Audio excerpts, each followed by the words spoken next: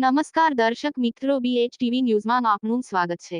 Petlad railway station બહાર railway વિભાગની Bolero ગાડીએ મહિલા પેસેન્જરને અડફેટે લીધા.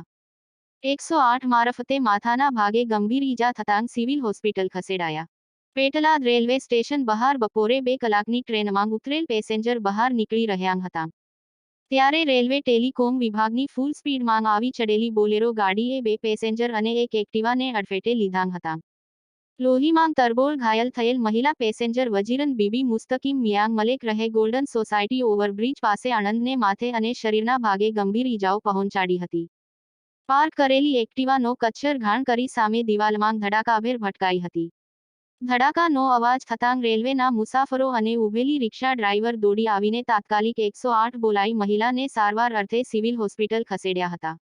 રેલવે પોલીસે બોલેરો ગાડી નંબર GJ6BV 1353 ના ચાલક વિરુદ્ધ એક્સિડન્ટનો ગુનો નોંધી કાયદેસર કાર્યવાહી કરી વધુ તપાસ હાથ ધરી હોવાનું જાણવા મળે છે. Report Fardeen Khan, Petlad, BHTV news.